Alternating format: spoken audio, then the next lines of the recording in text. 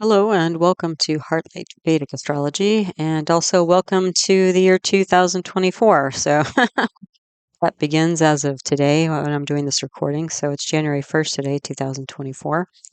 And this talk is about the planetary transits that are going on, or Gochara, for the month of January.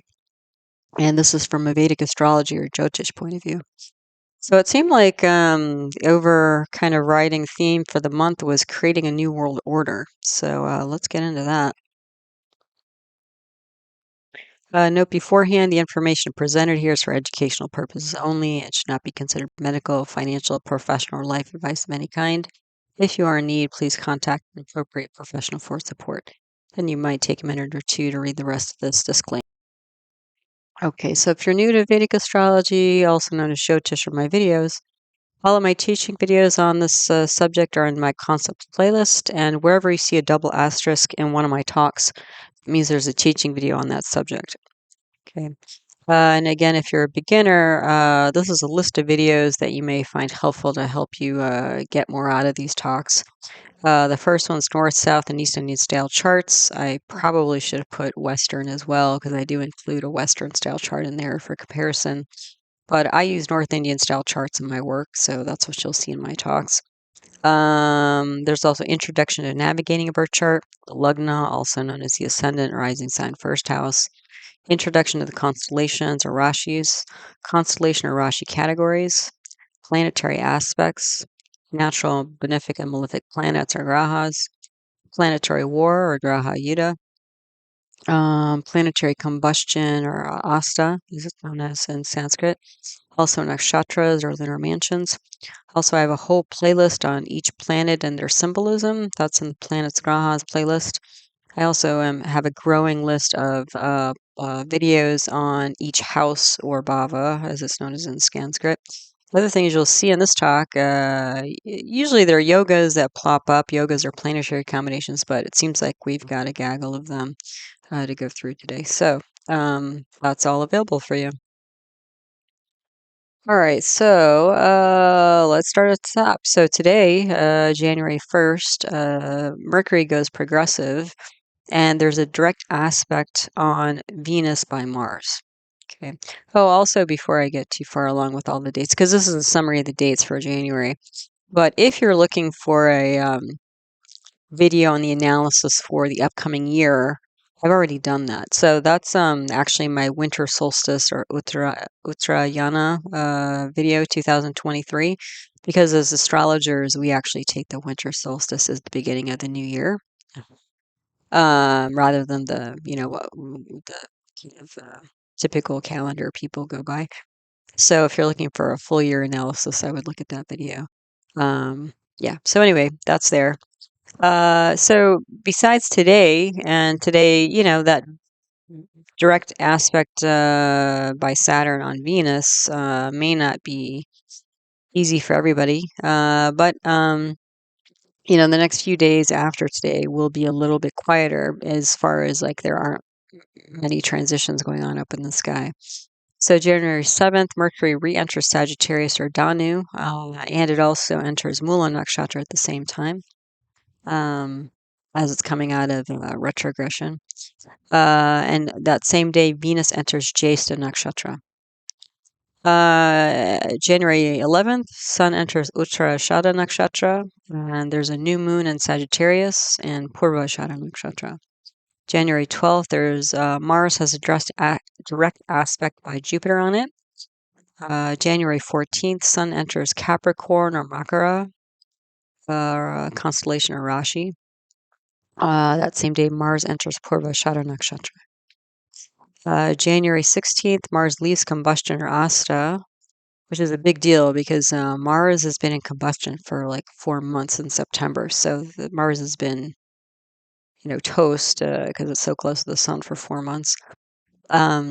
January 18th, Venus enters Sagittarius and also Mula Nakshatra at the same time. January 19th, Mercury has a direct aspect by Jupiter on it because a lot of these planets are parading through Sagittarius, and Jupiter has an aspect on Sagittarius constellation. January 20th, Mercury enters Purvashada Nakshatra. January 23rd, Saturn is within 1 degree of a direct aspect with Jupiter. I'm going to get more into this, but this is actually a pretty long one. They're going to actually stay within about 1 degree of each other until February 19th. So that might be a marathon, actually, but I'll get into that. January 24th, Sun enters Shravana Nakshatra. January 25th, there's a full moon in Cancer, Karka, and Pushya Nakshatra. So that should be pretty nice. But at the same time, we just had a planetary war between Mercury and Mars, December 28th, and we're gonna have another one on January 25th. Yeah, so hold on to your hats for that. January 28th, Venus has a direct aspect by Jupiter as it's transiting through Sagittarius. January 29th, Mercury enters Uttara Nakshatra. Venus enters Purva Nakshatra the same day. And then February 1st, Mercury enters Capricorn or Makara constellation or Rashi. All right, so those are the dates, and let's get into what all this means. Okay, so let's first take a look at the sky patterns, where everything's sitting now, and how things are going to shift over the next month. So I have on the left here, this is the chart for January 1st today, 2024. It happens to be 12:07 p.m. Eastern Standard Time, but that time is not as significant as the fact that I have aligned both of these charts so that Aries is in the Lugna, and the ascendant. And so when you put Aries, the first constellation, in the first house, what that does is it generates the natural zodiac, and the natural zodiac is what you can kind of consider a horoscope for the entire world. So this will be again, a global type of energy. Yeah. So anyway, what we have here, we have Jupiter sitting tall in the Lugna, ascendant, rising sign, first house, all different names for the same thing. And it is actually in parivartana yoga, an exchange of houses with Mars. Jupiter is in a sign of Mars, and Mars is in a sign of Jupiter, so you can swap those planets. The dasha sequence for this moment in time is Venus, Jupiter, Jupiter, Venus. So, that's pretty nice for Jupiter because Jupiter's all over this chart, and Jupiter's a great benefic for the most part. And Jupiter's going to be super strong when it goes back to its own house in the ninth house here. Venus might be recovering a bit here. Venus is a benefic planet as well, but Venus happens to be in the eighth house, and there's a direct aspect by a very strong swa Saturn in its own sign, aspecting the Venus. So that can be a little bit troubling. Like it may be, because this week, the last few days since the 28th, when we had a planetary war between Mars and Mercury, that was not easy, I don't think, for many people. Even around here, actually, close to where I live, there was some factory. I mean, you don't hear about these sorts of things much where I live, but there was some factory and there was a fire or something, and they had to evacuate, and it was like a whole big thing. I heard about it on the news, so that was very strange. I think there was also, I don't know, I shouldn't talk about that because I was going to say I think there is some new development with some new bombing, but I don't know. I can't keep track of how many bombings because unfortunately there are just too many these days. But anyway, the last few days were not, I think, easy. But today is, there's going to be some enjoyment because it's New Year's, so some people had the opportunity to enjoy themselves, party with their buddies or whatever, or maybe just stay home from work. Um, Usually, I think typically around the world, it's like the one holiday everybody celebrates at the same time. If we have one, that's probably it. So, yeah, but Venus, again, there's still benefics, and Venus is an honorata, so there's still some, you know, uh, energy of trying to build bridges. But Saturn being super strong might curb that a bit. So there might be some separation here, or at least some challenge, because Saturn is in the nakshatra Shatabisha, which is a nakshatra that's translated as 100 healers. So there might be some kind of long-term issues here with some kind of relationship or a loved one. Even though there's an attempt to build bridges, there might still be difficulty here. And Mercury is also in that sign, and Mercury represents things like traveling and communication. So there might be a halt on that, or at least, even like it might even be like the separation as you're going back home after being with your loved ones for the holidays. It could be that as well. So, um, for maybe a longer term, separation, like maybe the only time you get to see your family or your friends or your loved ones is, during the holidays. So, there might be a long separation once you go home. Um, Yeah, so there's also within this, you can see all these red and yellow arrows here.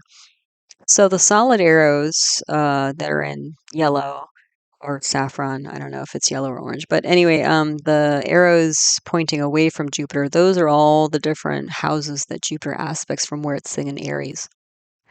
And then, it has other um, arrows pointing, those are the dotted lines pointing from Sagittarius, the ninth house, which is the natural ninth house, pointing away from that. Um, and it will aspect back into Aries and the fifth house, as well as the third house. So all these, and so basically all these yellow and red arrows is what I'm getting to, slowly getting to, is that Jupiter and Mars are all over this chart. Jupiter represents things like law, teaching, children, um, um, compassion, balance, spirituality. And Mars represents things like innovation and rebelliousness, and whereas Jupiter's more kind of education oriented, Mars is more like action oriented. So they're quite different energies, but especially when you get a lot of Jupiter and Mars energy together, you can get a lot of legal stuff. And so I'm imagining maybe just because it's the first of the year, that a bunch of new laws will be implemented, or at least on the books, technically. So there are big shifts there. There is also Kala Sarpa yoga-ish pattern here. So we see Kala Sarpa when all of the planets are on one side of Kala, of Rahu Ketu, or the other. Um, and I said ish because Jupiter is outside of that line, but it's really the only planet. I don't typically count Moon or Saturn because Moon is so fast and Saturn is so slow. But I think there's some ambition here, in this moment. So this might, again, falls in line typically, the first of the year. A lot of people set New Year's resolutions and that sort of thing. So, just kind of wiping the slate clean, at least in people's minds, and saying, okay, what do I want the next year to look like? So there's some of that going on. Um, And this Jupiter Mars combination, again, all over the chart, it could be like, how do I improve my habits? How do I improve my actions to create, better outcomes or whatever? Um, the other thing is that there is, I think in the fifth house, what I'm seeing here is that there is the moon. It's in Purva Phalguni, which is a nakshatra that indicates enjoyment. But Jupiter is on it, aspecting on it, as well as Saturn. And so you're going to get this like tug of war in the public sentiment or mind about, it's like pessimism versus optimism here. So there's toggling back and forth. The other thing is that there seems to be, difficulties with authority figures and governments, because in the ninth house you have karako, bhava, nasha, um, because we have Sun sitting in the ninth house. So, yeah, I have a whole video on that if you want to check that out.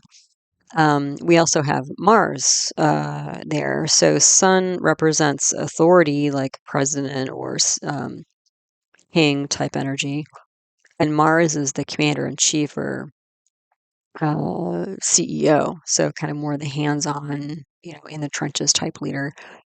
And so with Mars and Sun there, um, that's a lot of heat because they're both fiery planets, Pitta planets, but it's also a lot of leadership going on there and perhaps change of hands. But then also we have this Jupiter aspecting into this house. So again, there's this kind of new laws with authority and government and that sort of thing. But it can also be a fairly kind of aggressive type of stance that the governments, or different governments, are holding. Um, but I think there's like the softening effect when you bring Jupiter into this, or you swap Mars and Jupiter through this parivartana, because then instead of Sun being with Mars, two fiery planets, you have Sun swimming in this sort of sea of Jupiter, which will, kind of smooth the edges over. Yeah. But Mars will be in the first house, so in its own sign, which means like go get them, like go for it. So again, there's more ambition and drive in addition to the Kala Sarpa yoga. So that's the beginning of the month. So and then the end of the month, this is January 31st, happens to be 10:09 p.m. Eastern Standard Time. But again, it was more about me lining up the Aries constellation with the first house to create the natural zodiac. And in this chart, the moon is in the nakshatra of Hasta. So that's like, it's symbolized, Hasta symbolized by hand. And so there's this kind of like hands-on kind of energy typically with that. So, so it kind of seems like already it's kind of like we're moving from enjoyment and theoretical changes to actually implementing changes, even with that shift. The parivartana yoga is still happening with Jupiter Mars. Hala Sarpa is still there. But we now, with shifting, and if you can see in this chart in the ninth house, now I've circled in green here, Mercury, Mars, and Venus. So this is the implementation, whereas there was sort of, with Sun and Mars there's this kind of like laying down of new law and then pushback probably with the authority figures involved with that, because some people are going to be happy about that, some people are not. But then it's like there's Mercury, Mars, and Venus. So it's like, how do we implement this? How do we talk about this? How do we make this work in the real world? Yeah, what are the sticking points? So there's a Saraswati yoga with Jupiter, Mercury, and Venus being where they are. So that's a planetary combination that indicates things like artistry and education. There's also this Mercury, Mars, and Venus also create what's called a pravraja yoga. And I have actually videos on all of these yogas that I've mentioned so far, so you can learn more about them. But the pravraja yoga indicates life focus. So whereas before there wasn't a pravraja yoga on January 1st, but there was all this heat and energy and drive. And the second one, there's still drive, but but it's more the again, how do we really make this work? What are the details here? Like Mercury is a detail planet, and Venus is the worldly counselor. And whereas Mars in the first chart is in the nakshatra of Mula, which is symbolized by a bunch of roots tied together, and it's this kind of like the transitioning of a seed as it's growing through the soil and becoming a plant potentially. At the end of the month, Mars will be in either Purva Shada or Uttara Shada. Let me see, 3, 2. It's almost in Uttara Shada at the end here, but I think it's at this moment. I think it's in Purva 320. I think it's still in Purva Shada at the end of the month, just barely. It's about to shift into Uttara Shada, but there's this like sifting energy because Purva Shada is winnowing is symbolized by a winnowing basket. So it's like you sift the wheat and let the hulls fall away from the edible parts.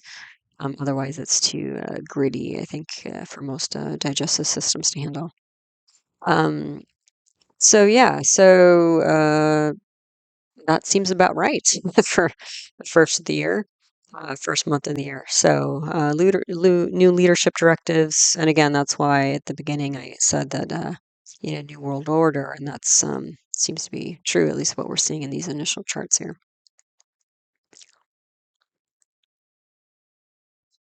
Okay, so let's start going through what all these dates and things mean. So let's start with Mercury and what Mercury's doing in January. Mercury's known as Buddha in Sanskrit. So January 1st, as I mentioned, Mercury goes progressive. So Mercury, when it's in retrograde, and it's been retrograde for 3 weeks, a lot of contemplation, a lot of reconsideration, a lot of replanning, that sort of thing. A lot of mental processing going on. So with Mercury going progressive and going forward, whatever this processing period was about, whatever final decisions were made, can start to move ahead and get grounded in some sort of reality.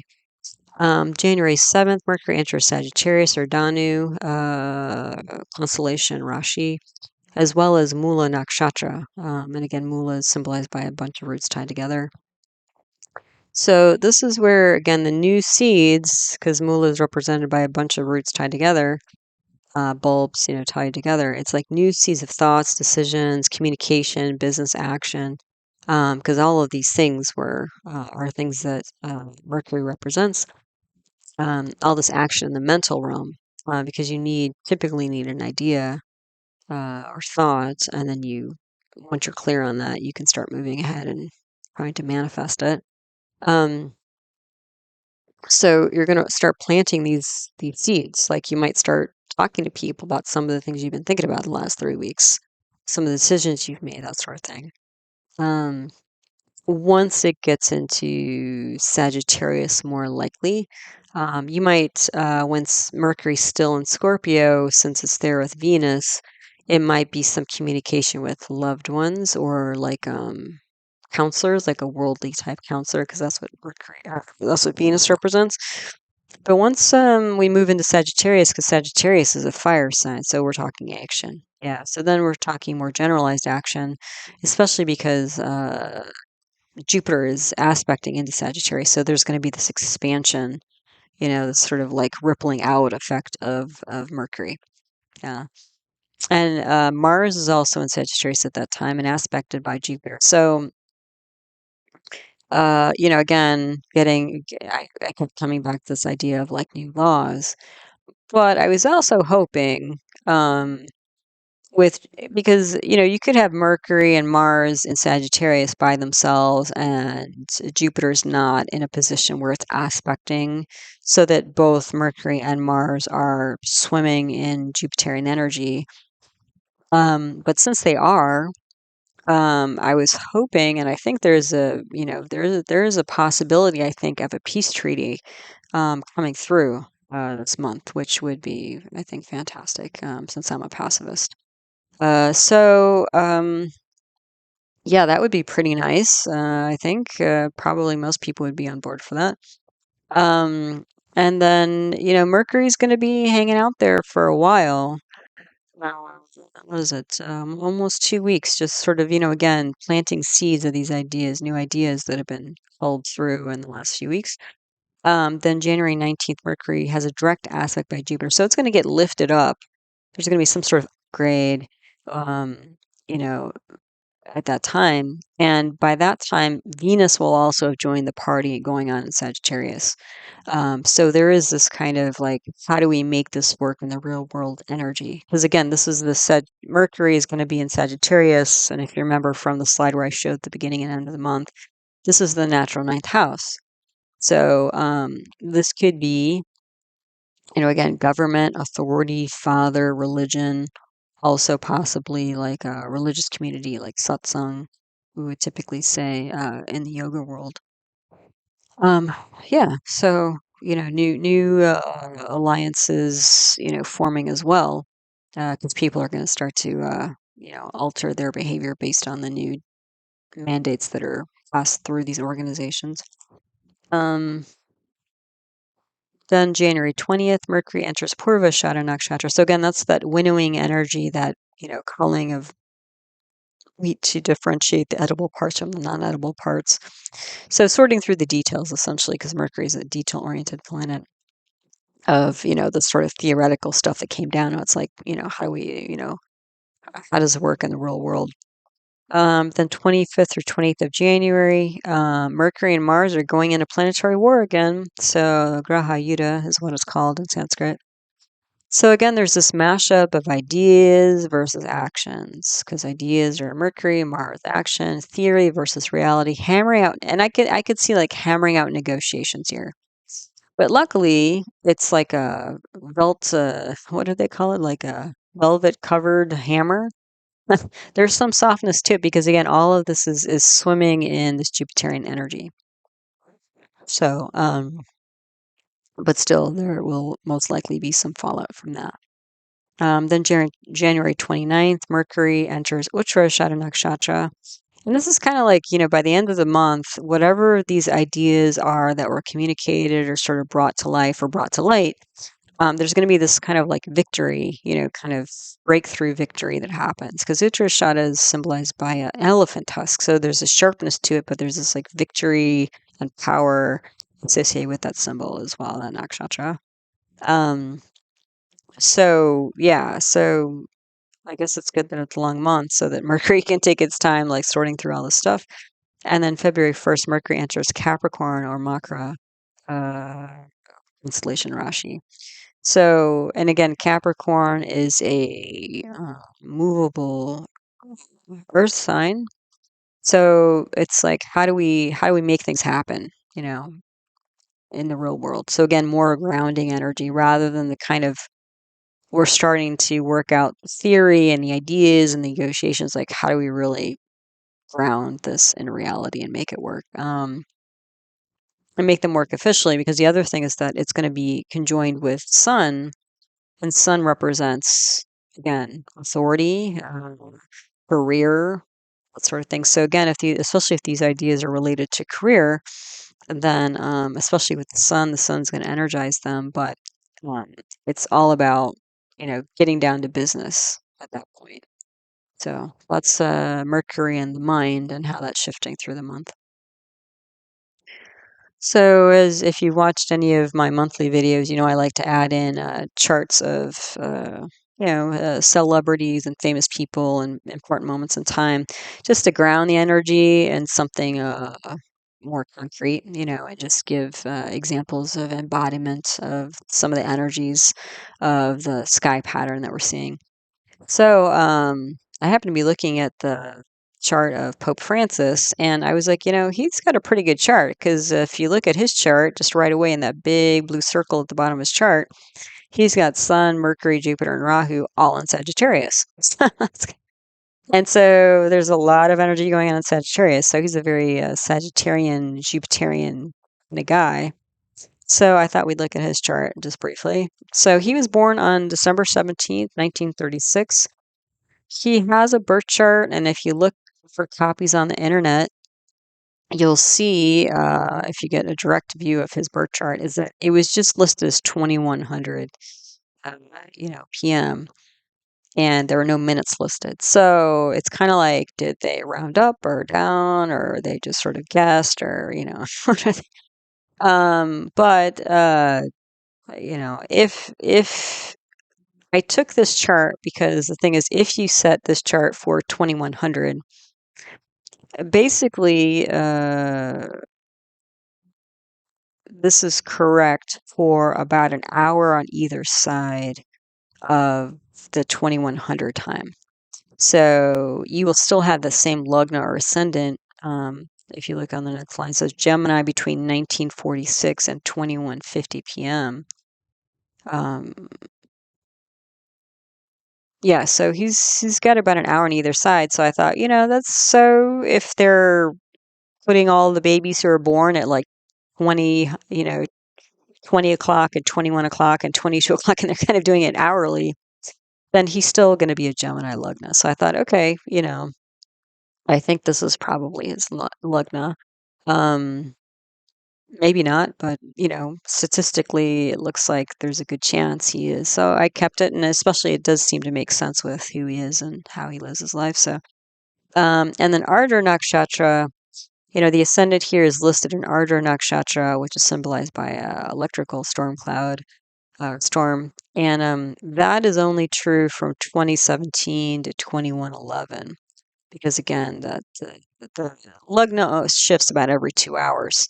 So because it's right in the middle, we kind of lucked out. And so I do think he's a Gemini, but if he's an Ardra or not, I really don't know.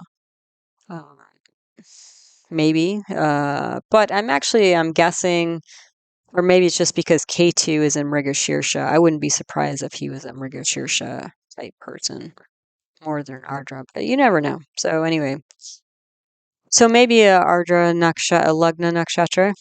His moon nakshatra, though, is in Shravana all day. So if he was born on this day, which probably he was, then his moon is in Shravana, which is symbolized by an ear. And so there's a lot of indications with Shravana of being a good listener, sometimes music, but also erudition, like oral traditions, which clearly is head of the Catholic Church. That's what he does. The day lord is Jupiter, so it's going to bring even more Jupiterian energy.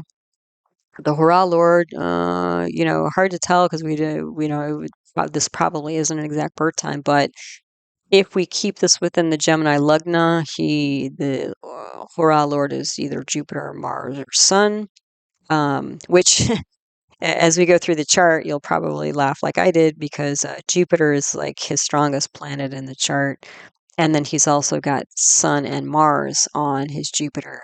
So there's a lot of like from that like leadership, spiritual leadership, especially. So that almost kind of doesn't matter in some ways. And then his birth dasha, he was born into moon dasha. That's true for this lugna. The antara for that, the sub period, probably either Mercury or Ketu. Which also makes sense for him because he was a renunciate. Mercury and Ketu, Saturn as well. Those are all planets that can indicate renunciation.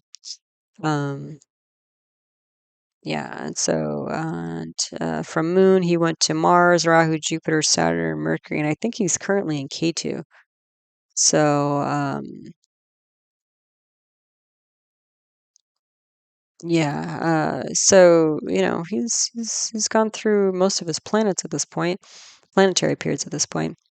Um, The other thing to know for him, sort of some general context for him, is that he is actually going to enter. Oh, he is in his K2 Antara because he's entering his Venus Mahadasha. So he's switching from K2 to Venus on May 1st of 2024. And what was interesting to me is actually Jupiter is switching signs from Aries to Taurus same day. So I was like, wow, okay, so yeah, that's because this parivartana with Jupiter and Mars, it's gonna activate his Jupiter, even though Jupiter's not in Aries. So it's gonna, he's probably got a lot going on, the Pope. Not like he doesn't every day, but maybe even more so. Um, okay, so that's a little bit of a timing context. So let's look at the lugna. So again, that's the top square here. The top square in a North Indian style chart is the lugna, also known as the ascendant rising sign first house. He's a Gemini or a Mithuna lugna, which is a dual air sign, Dvasva Bhava Vayu. And he's got K2 there in Mrigashirsha. So a dual air sign is somebody who's like constantly thinking and thinks both sides of an issue and may have difficulty making decisions. The K2 in Mrigashirsha is symbolized by the head of a deer, and it's a seeking kind of energy. And K2 is a planet that's like it can be explosive, but also like separate. And as you can, and that's like, directly opposed to this Sun, Mars, Rahu, Venus, Jupiter combination in the seventh house. So this is somebody who's really sort of kind of surrendered themselves to this greater cause, which we would, I think, hope or assume for the Pope.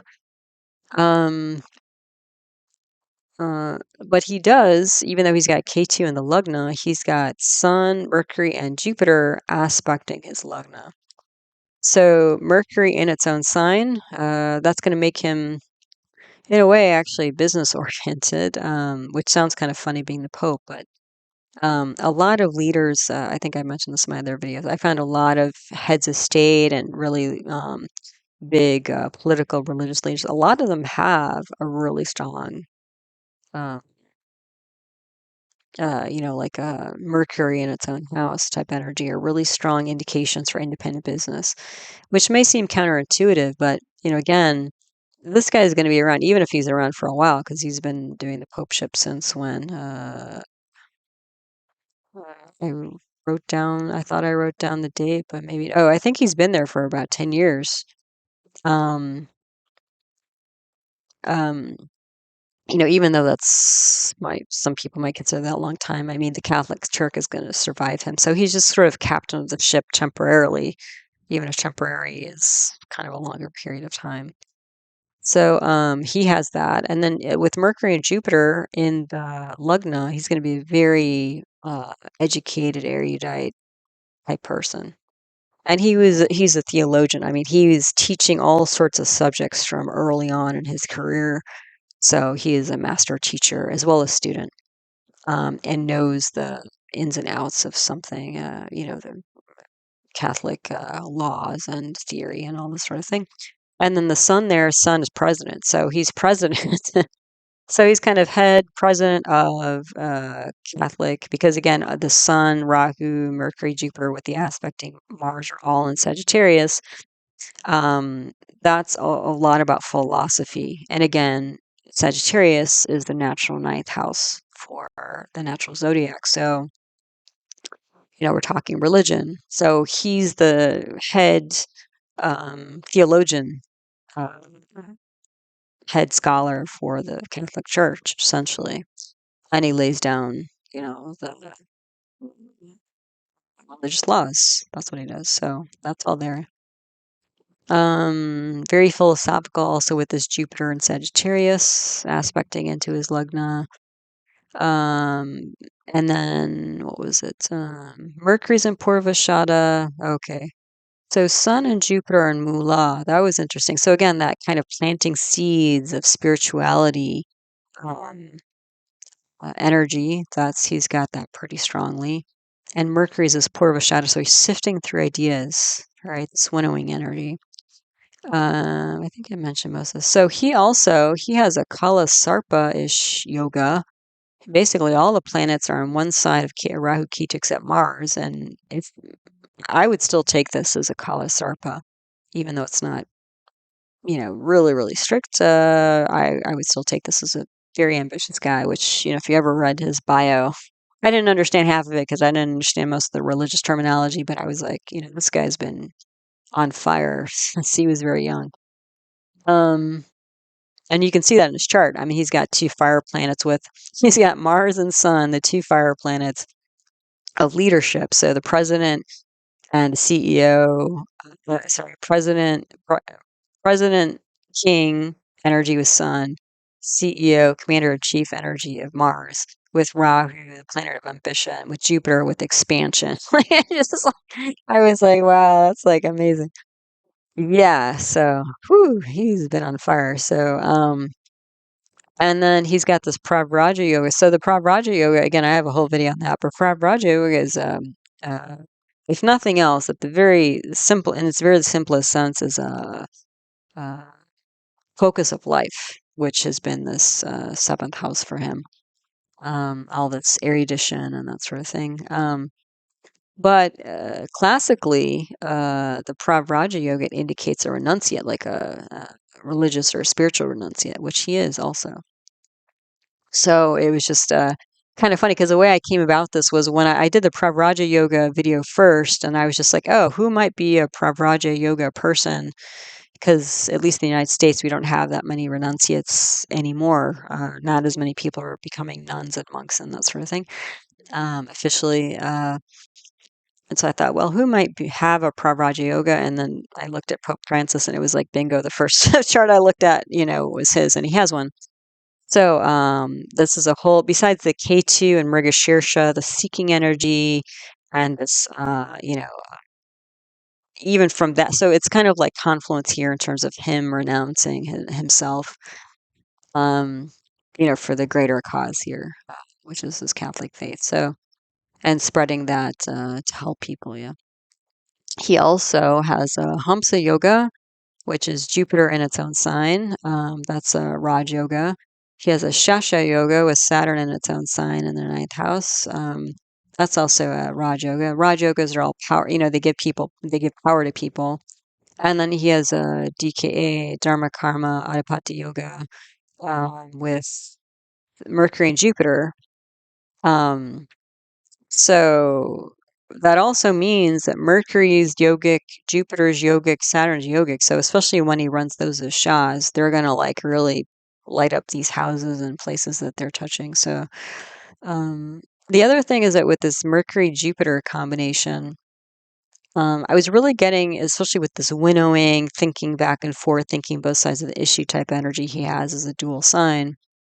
This is somebody who's really about fairness and being just and logical in their approach to things. He is also an emotional person. Deep down, he's an emotional person, which I'll get to.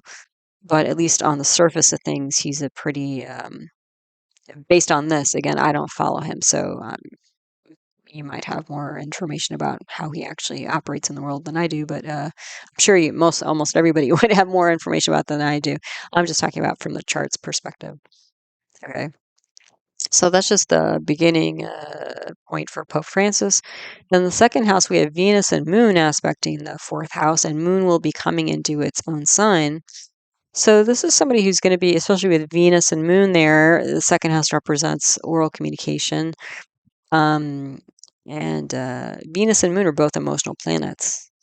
So I think this is somebody, when he speaks, he's going to be one appealing to people's emotions. But the other thing is he's Venus and Moon are aspecting from his eighth house of deep psychology. So I think deep down he is an emotional person. And that's why he's become a renunciate, not by thought, even though he's a very logical person.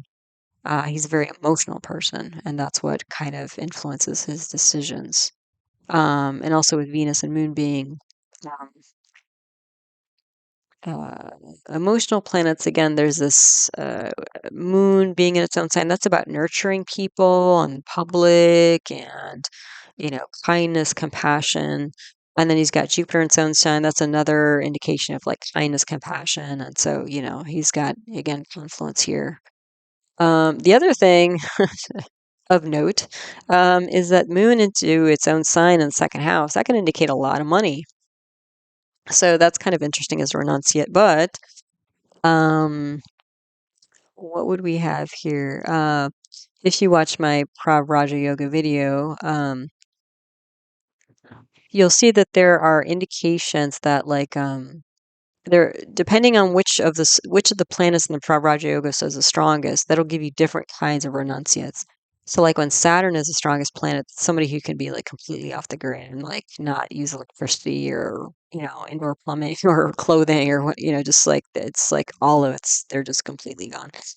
Jupiter, though, when that's the strongest planet, and this is true for Pope Francis, is that it's actually an illustrious, well placed, respected, more cushy type of renunciation. And so, he's the Pope, so he's surrounded by gold and marble every day. Even though I think I was reading he chooses to live in the guest house rather than the papal apartments or something that people have lived in for many decades. So, he's still, it's kind of like even though he's surrounded by an immense amount of wealth, and if you've ever gone to the Vatican, it's like amazing how much art and like medieval maps and things like precious things that they have. I mean, I don't even know if anybody could like estimate the value of all that, but um, he's surrounded by all this money, but I don't think that he thinks it's his. Based on what I'm seeing here. And the other thing is that the Saturn in its own sign, the Shasha Yoga, Saturn in its own sign in the eighth house, that massive Saturn is aspecting his 11th house of income. And even though Mars is aspecting there, which will bring the money, I think he lets the money go. So he's surrounded by wealth, but he's not attached to it, is what I'm saying here. Okay, so and then the third house, he's got this massive Saturn aspecting. He's got Jupiter aspecting as well. Saturn's in Purva Bhadrapada, and Jupiter's combust. But with Saturn and Jupiter there's a lot of energy and endurance for written communication. So this is going to make him a prodigious author, which he's written there's a whole big, long bibliography that he has and things that he's written. Then the seventh house I've already been talking about. He's got Rahu, Sun, Jupiter, Mercury aspected by Mars. Mars is in Chitra, so Chitra is a nakshatra that's symbolized by a gemstone with many facets. And so I always think about structure and architecture when I think of Chitra. So this is somebody who structures the religious law. That's what he does. He's head of that. He's head of structuring religious law. Yeah. So again, all these plants together: leadership, ambition, drive, because he's got this color sarpa in here with the Rahu, and he's obsessive about it. I mean, this is what this guy's been doing. I mean, this guy's how old is this guy? Almost 90. He's been at this game for a while because I think he decided to kind of go down this road of priesthood and everything about the time he was 21. Yeah, fairly young guy. But again, we're talking, also like relationships. He's going to be very relationship oriented to make all this happen. Education with the two education planets, Mercury, Jupiter, law with Jupiter, Mars there, spirituality with this, hamsa yoga, Jupiter, and also mass media with Mercury and Jupiter, because Jupiter is all about oral communications, Mercury is about written communication, and he's the first pope to have his own Instagram account. So I thought that was kind of funny.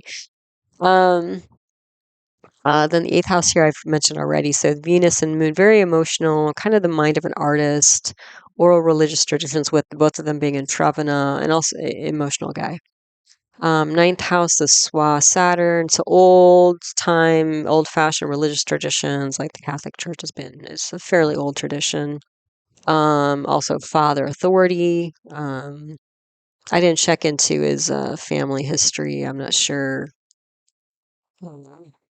If this is correct, his father was probably a pretty rigorous guy. Then the 10th lord is this massive Jupiter. What's also interesting is Jupiter's combust. So, again, when you have a combust planet, uh, you won't see the outer effects of that planet, so the things that it symbolizes, because the planet's too close to the sun, and so the sun's light eclipses the planet. Like if you looked up in the sky when Jupiter's combust, you can't see Jupiter anymore.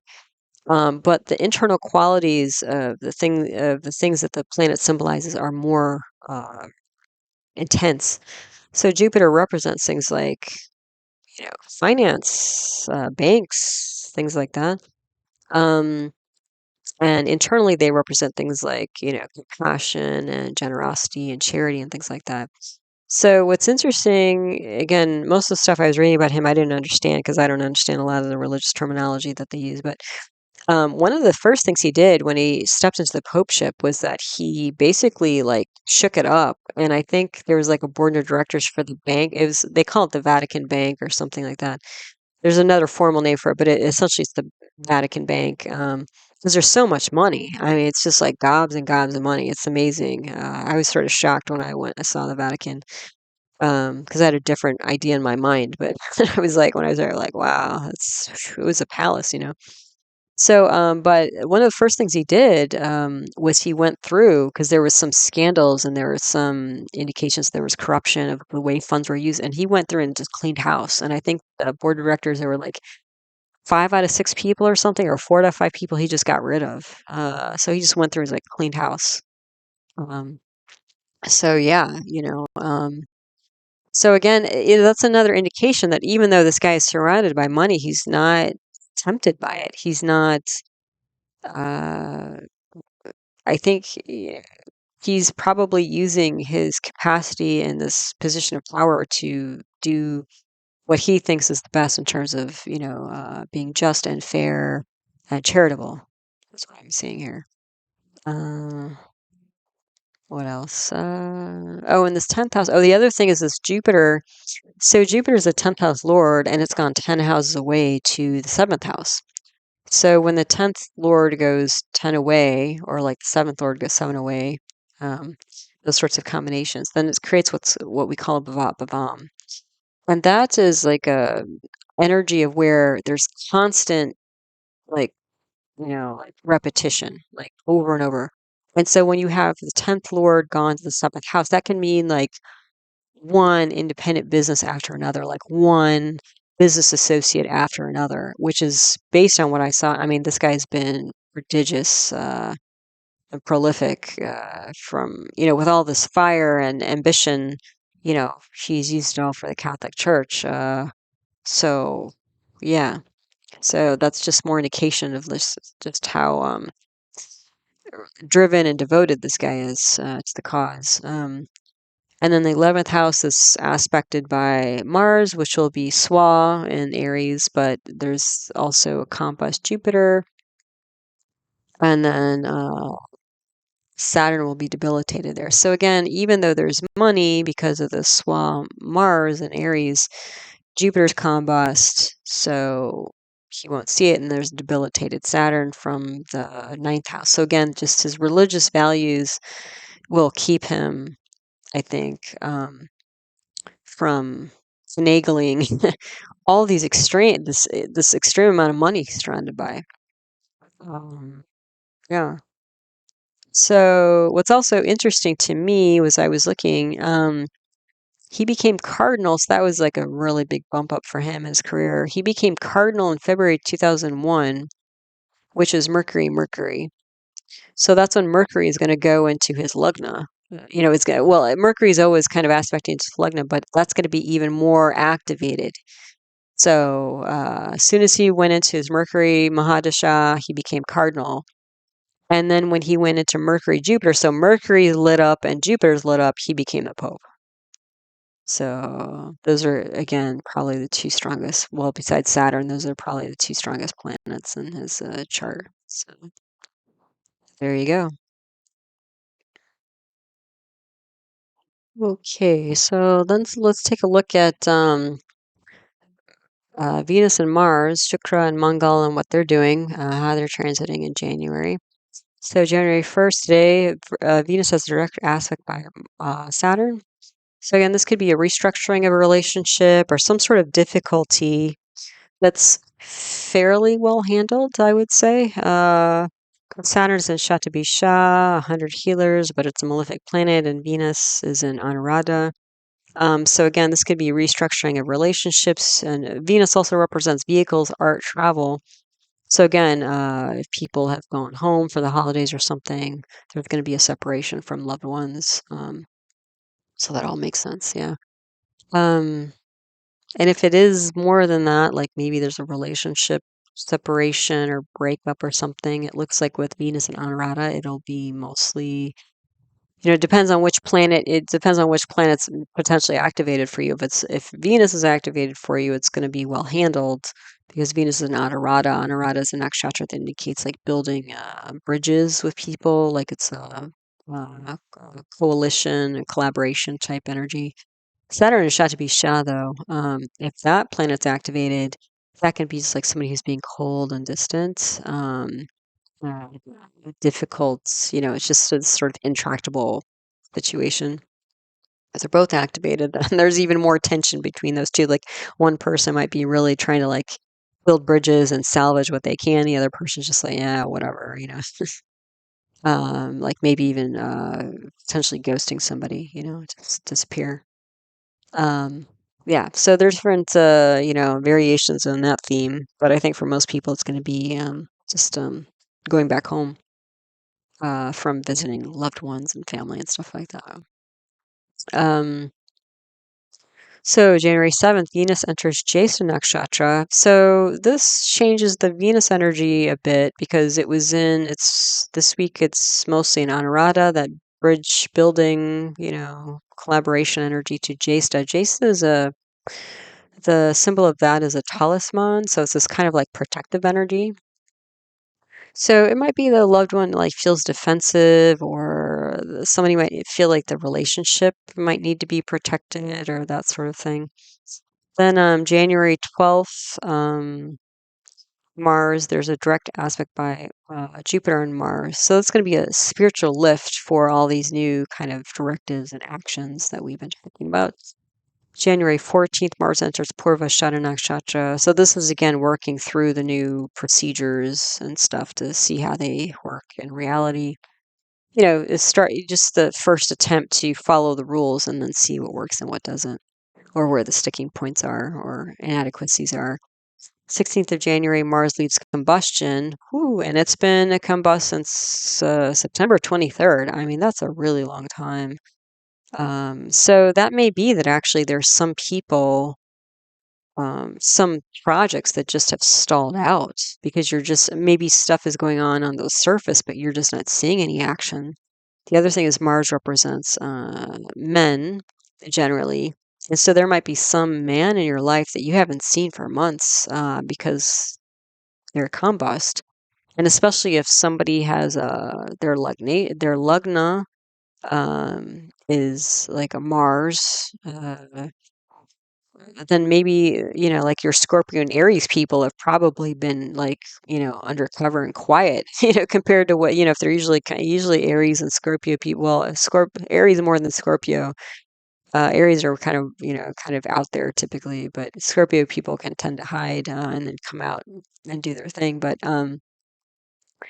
both your Aries and Scorpio people might have been like, really quiet, the last few months. And so they might be sort of showing back up on the scene come mid-month here.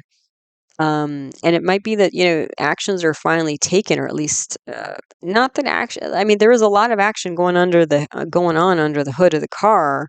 It just may be that like there was no outward action because again, Mars is combust. So finally, if you've been waiting around for something to happen, it might happen that person or thing or whatever might actually start moving in ways that you see and recognize mid-month.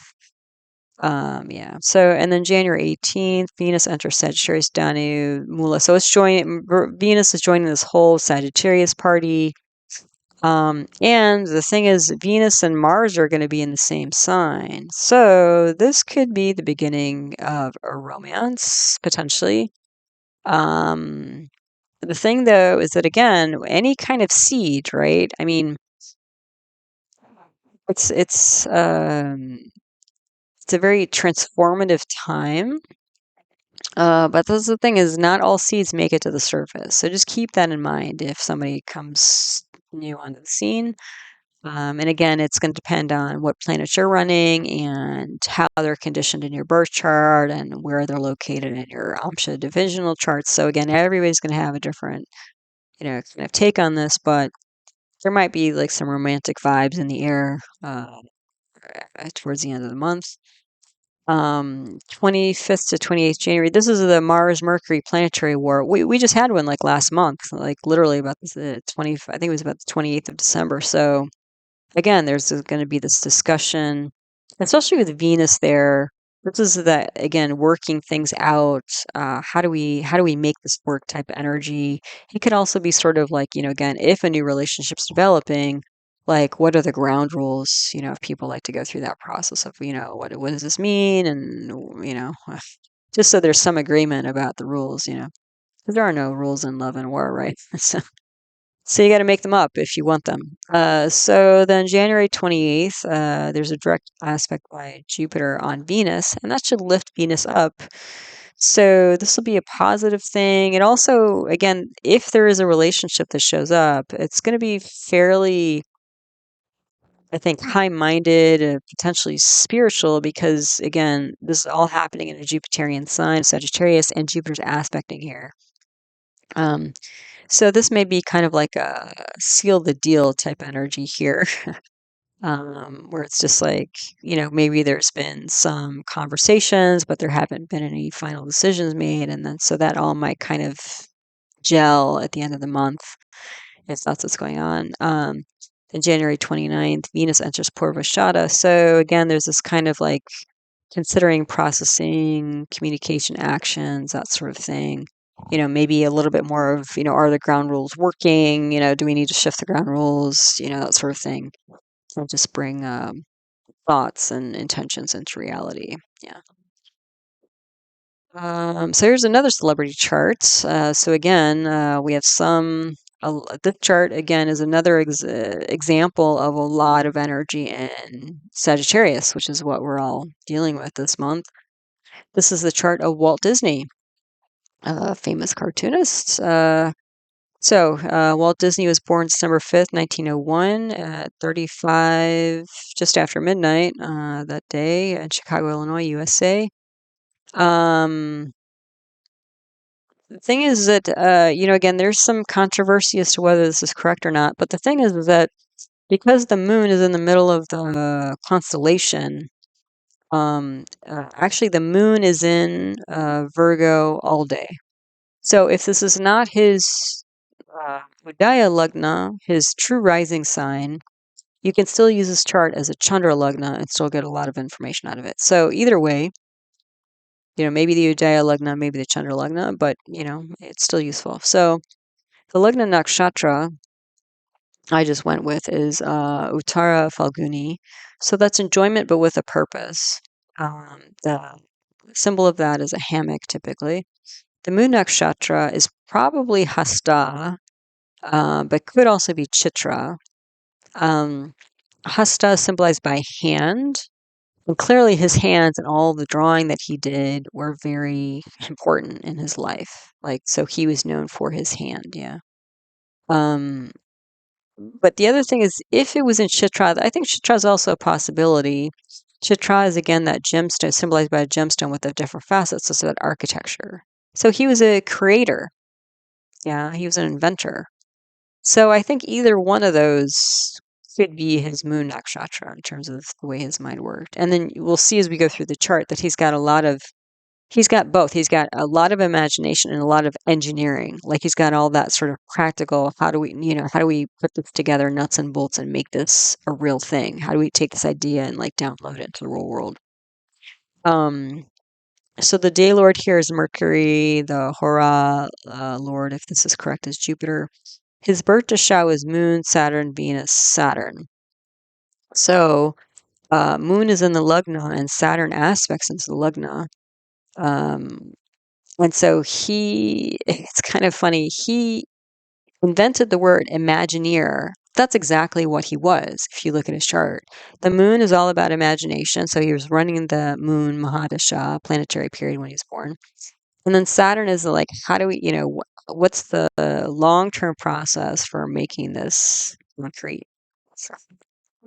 And then he has Venus thrown in there. Venus is the artist, so, he has Venus in the 5th house, so he's a creative director, creative counselor, that sort of thing. So it was kind of a tidy little chart. But let's go through a little bit more. So the Lagna, he's a Virgo or Kanya rising sign, or at least, either way, Udaya Lagna or Chandra Lagna, maybe both. So that's a dual earth sign, Dvasvabhava Prithvi. So he's going to be going back and forth, again, with this Saturn-Moon combination. He's going to be going back and forth and deliberating about how to make things work in the real world. Yeah.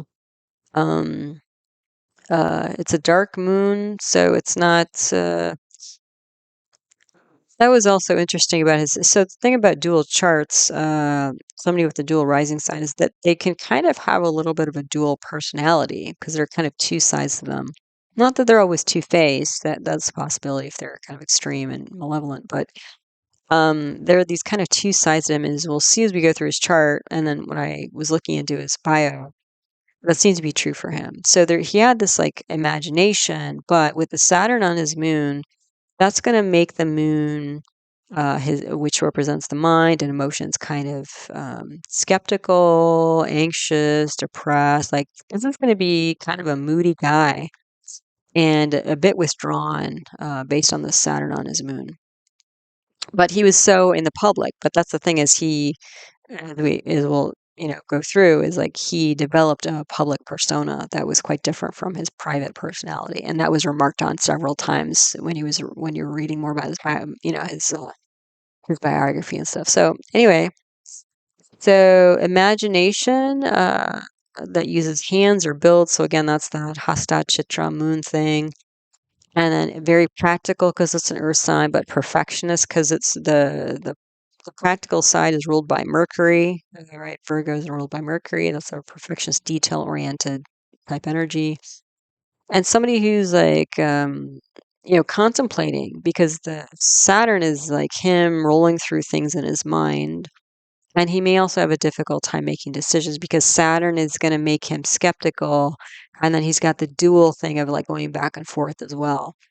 So that makes him a great cartoonist who's going to draw things over and over again, with all these different, like, detailed variations. Um, but in some ways, it's going to hold him back, I think. Yeah. So the Saturn is in Purva. So again, that's that winnowing energy. So he's like constantly like churning his brain, over, building things. And again, this Saturn with this kind of moodiness, the Saturn on his moon is gonna make him a bit timid, introverted.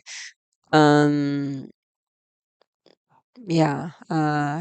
So in his chart, he's got a bunch of yoga. He's got a pravraja yoga, that Mars, Saturn, Jupiter. He's also has a hamsa yoga, like Pope Francis. He's got a kala sarpa yoga, and he's got a DKA yoga. So that Saturn and Jupiter combination is a Dharma Karma Adipati Yoga. So he's got Raj Yogas. So he's got Raj Yogas, ambition yogas, point of focus yogas. And that means that Saturn is yogic, Jupiter is yogic, Mars is yogic. So when he runs those planets in different planetary, and he runs Mars pretty early on. I think he's like 3 or 4 years old when he starts running Mars. So he's going to start, being innovative, and independent and doing his own thing. And then he's going to run and then he's going to run Rahu. So ambition planet. Then he's going to run Jupiter. So this whole big hamsa pravraja yoga thing. And then he's going to run Saturn. Like this guy is going to. And then he passed away in Mercury Dasha. So this guy's just gonna like fly. I mean, his whole life he's gonna be workaholic. Essentially, is essentially what he was. So anyway, his Lagnesha, his ruling planet for the chart is Mercury, and it's gone to the third house. The third house is a Kamasthana, so it's a house of enjoyment. And the thing is, his Mercury is an Anurada. So he's a bridge builder type. The other thing is that Mercury is medically indicates hands, arms, that sort of thing. And Mercury is in the third house of written communication. So his way of communicating was through his drawings that build bridges with people and were very delightful. So that's that Mercury Anurada energy there. There was, though, Sun is there with Mercury, but it's in Jesa. So again, that protective energy that I mentioned previously in previous slides. So yeah, he was all about enjoying himself, basically, and that was his profession as well. It was creating enjoyment for other people as well.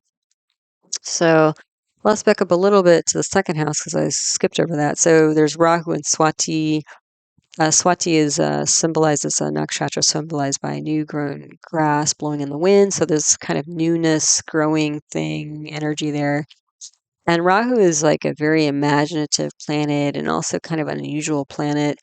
Things are can be kind of like hidden energy as well.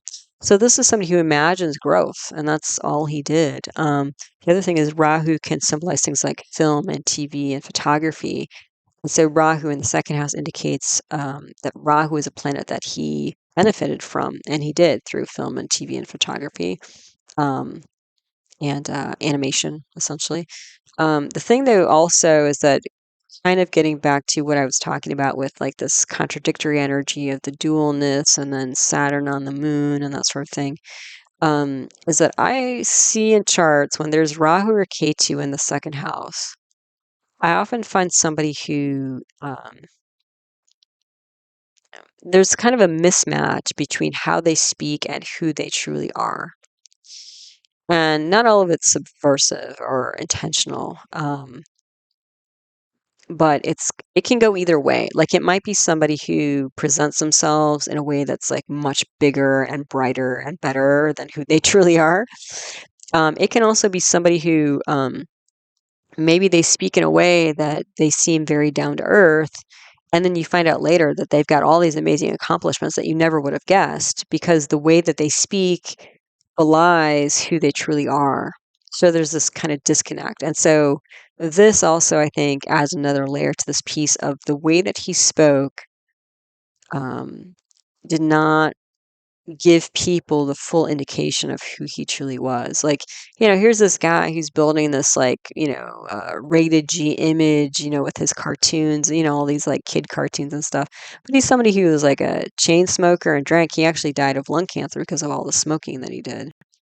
So he had this public image that was very different from him. And like, I think the quote I listed here at the very bottom was like, he was shy, self-deprecating, insecure, but he developed a warm public persona, but he had high standards and expectations of those he worked with. So that's the Virgo. That's the like, very pristine, doing things over and over again, detail oriented. Like this guy was a machine and he would expect that of himself and other people, is what I'm saying here.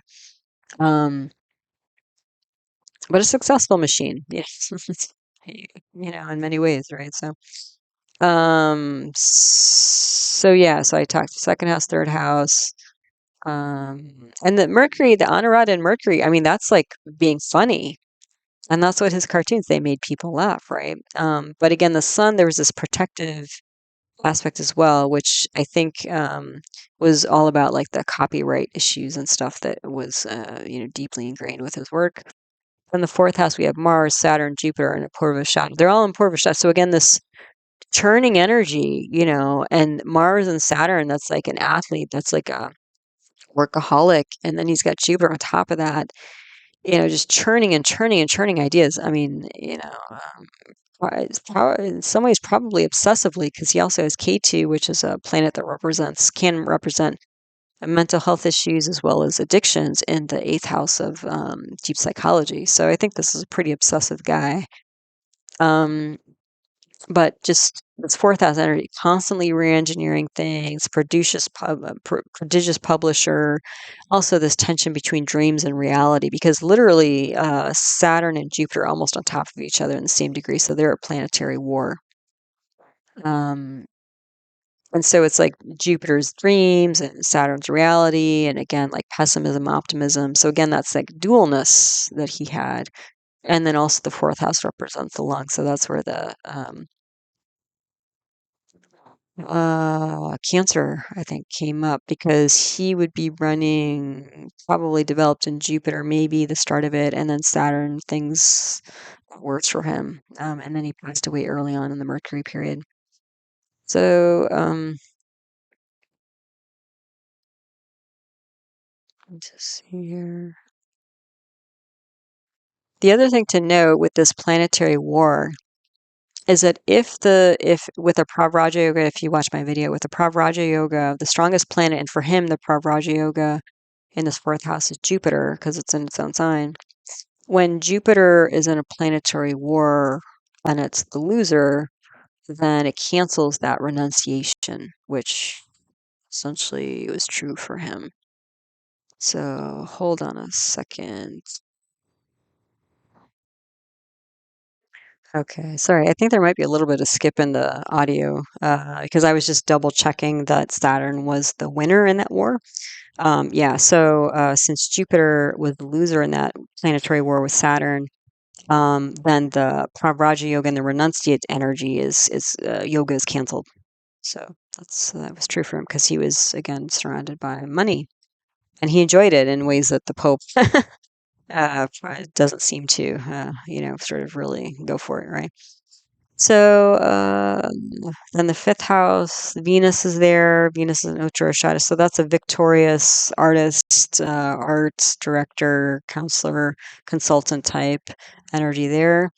The sixth house, there's that Saturn that's going to be Swan, the sixth house. So he probably had a very disciplined life, daily life is what I'm seeing there.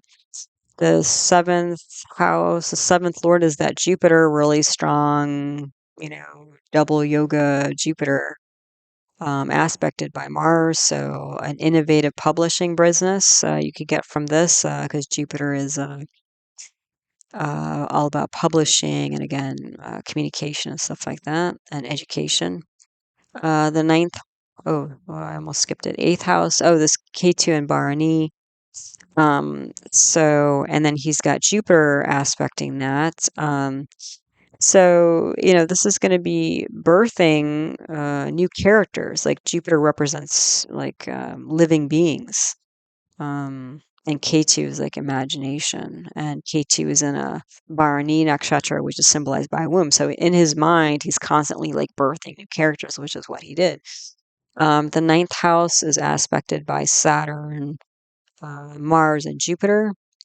Again, that industrious combination, driven, and a very technical type of career. Is that Saturn? No, that should be Sun. Sorry, I got to change that. So it's Mars, Sun, and Jupiter. Again, a lot of fire, kind of like Pope Francis, right? Mars and Sun. Leadership energy, and Jupiter is like, just adding fuel to the fire essentially. And his dad, I was reading about his dad. His dad had all these different kinds of businesses. He failed at a bunch of them, but he was like a farmer several times. Sometimes it worked, sometimes it didn't. He also bought a newspaper delivery service. So his father was involved in, the publishing industry in a different capacity, but you know, clearly his father like was just churning through ideas as well. That was his thing. So, oh, wait a minute, I skipped. Oh, hold on. Let me back up. This is what happens when I don't put enough spaces, but I try to get everything on one slide so we don't have like too many slides here. Otherwise, it gets just completely out of hand. But let me back up. So the eighth house was correct. The ninth house, he's aspected by Mercury and Sun. Okay, so his father, Mercury in Uttara, is going to bring um, success in business, and Sun is career, that sort of thing, and also leadership. So that's going to make his dad pretty handy, good with his hands and that sort of thing, and also probably with drafting. And his father, as I did mention, skipping ahead a little bit and getting confused. Luckily, Mercury is out of retrograde now. We're going progressive, so hopefully that'll help me with my astrology videos. All the details start to get mixed up. So anyway, yeah, but what I said was true is that he tried all these different businesses. Some he's failed at, some he didn't. So that's that Mercury thing. Um, in the end, he ended up buying newspaper distribution, which Walt Disney and his brother both worked on for many years, delivering papers like morning and night and stuff like that. So, his father was also an entrepreneur and in the publishing industry, again, in a different capacity. Okay. So now going on to the 10th house, this is Mars, Saturn, Jupiter. So again, all this industrious, workaholic energy, technical career, because all the technical things he had to do, like just developing sound and color and animation. I mean, that was all brand new stuff back in the day. Very driven guy as far as his career is concerned. 11th house aspected by Mars, where Mars is debilitated there, but he's also got Venus. So, and he ran Mars when he was a kid. So I'm guessing that he was actually probably socially awkward, if not, there's some instability there in terms of socializing and being part of groups and stuff like that. And maybe that's part of, I don't know which came first. It seems like he was kind of by nature introverted, and maybe he naturally gravitated towards drawing, which tends to be a very introverted type of activity. And then because he was spending so much time drawing, people thought he was like antisocial or something, or maybe he just preferred the drawing over socializing with real people. He preferred socializing with his, animation characters. People can have different things there. Um, but it seems like it's also interesting that the art brought him closer to people as well. So it seems like he spent a lot of time on his own developing these characters and cartoons. And then once he developed them and he showed them to people, it would bring people closer. So that's what I'm saying there with the 11th house. Also, there was probably some turbulence with money growing up, which makes sense because as a kid, his dad was in and out with all these different businesses and stuff. And until I think the publishing distribution thing was probably what stabilized him and the family. But I'm not sure about that. So, um, what else? And then the 12th house is aspected by Jupiter.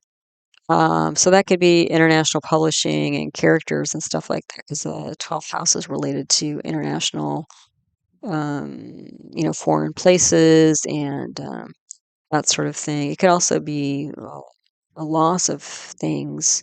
So I don't know. I mean, I think this year, just maybe as of today, the copyright on Mickey Mouse has changed or something. I don't know the details on that, but yeah, that's pretty amazing. I think that's a long period of time because the copyright Mickey Mouse came out. I don't know when the copyright started, but I think 1928 was when Mickey Mouse came out. Um, we know was developed as a character. I don't know when the copyright went in place, but that's almost 100 years of copyright. Um, it seems like a long time, but I don't know about copyright law. So, um, yeah, so this is Walt Disney.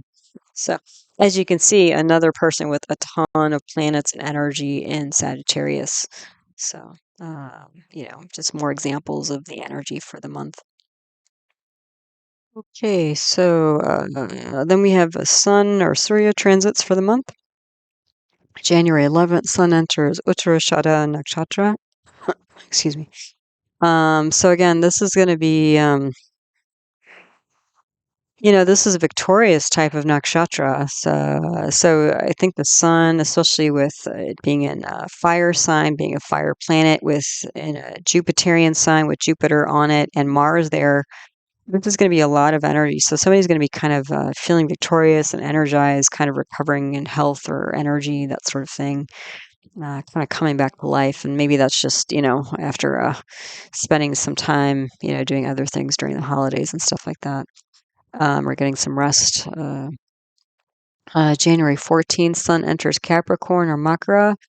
So again, Capricorn's a movable earth sign and a very industrious type of constellation. So this is with Sun going there, this kind of career and energy and vitality and stuff like this is kind of like back to the grindstone type energy, is what I was saying. And then 24th of January, Sun enters Shravana Nakshatra. So Shravana is symbolized by an ear. And so there's a lot of like listening and that sort of thing. So it's kind of, um, yeah, it's kind of like kind of head down and getting focused on work type of energy. It can also be like some new development with music or oral traditions, because those are other things that Shravana represents. So a few things going on with the sun this month. Then the moon, we have the new moon on the 11th of January and the full moon on the 25th of January. I do separate videos on analysis of the new and full moon each month, so look out for those videos. They're coming up separately later on in the month. But on January 11th, there's a new moon in Sagittarius, so as if we don't have enough going on in Sagittarius, there's more. So this is Danu Rashi. And this is in Purva. So again, this is that winnowing, wheat winnowing basket energy. So, um, processing, mental, emotional processing, especially since it's a new moon, right? Because the moon, it's starting its new cycle. And again, Sagittarius is a dual fire sign, so Dvasva Bhava Agni. So again, a kind of can be a bit of a wavering back and forth or considering both sides or like which way do we go? Because again, Agni, fire is about doing things, it's about action. The moon is neutral in Sagittarius, so um, and the thing is, the moon is going to be conjoined with Mercury, a combust Mars, and Sun. So there's a lot of fire here. And again, we're going to have both mind planets, the moon, which is the emotional mind, and Mercury, which is the logical mind. So there's going to be a lot of energy here in the mental realm come January 11th. And I think this is kind of like, because the moon can also represent the public. So this seems to me like this could be the government or authority assessing public opinion and making decisions that affect the masses. That's what I was seeing here. And kind of updating people's thoughts and actions, you know, according to new laws that are being implemented. Um, and then the 25th of January, this is the full moon. It's going to be in Cancer or Karka in Sanskrit, and it's in Pushya nakshatra. So that's kind of like, whoa. And why am I saying whoa? Well, Cancer is a movable water sign. So there's a lot of movement here, activity here, and it's water, so it's emotional energy, charajal. But the moon is in its own sign. So first of all, the moon is full, so that gives it strength, and then it's going to be in its own sign, so that gives it more strength. And then it's going to be in Pushya nakshatra, and Pushya is symbolized by a cow's udder, so it's a very nurturing, stabilizing energy. So again, it seems like with all this activity going on in Sagittarius, because it's going to be wound up with this parivartana Mars Jupiter thing going on all month. That's a lot of action, a lot of activity. Is that it's this kind of like um this sort of like I would think like big emotional win, at the end of the month here. Like a very emotional time, but also like wide public support, emotional stability, support, that sort of thing. So this kind of gets back to, was it the Mercury slide that I started kind of introducing the idea of like maybe, fingers crossed, there's a peace treaty coming somewhere from, one of the corners of the world. I mean, that would be lovely. Um, so yeah, so I think this, again, this calling through ideas and, negotiating energy that seems to be happening here this month that, if by the end of the month we get some new peace treaty, I mean, that would be pretty great as far as I'm concerned. So that might be coming our way. All right, so last celebrity talk for today is none other than Mickey Mouse.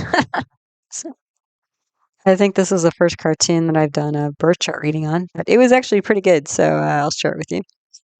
So Mickey Mouse was born May 15th, 1928. So the exact birth time is not known, in Los Angeles, California, USA. So why is this date used?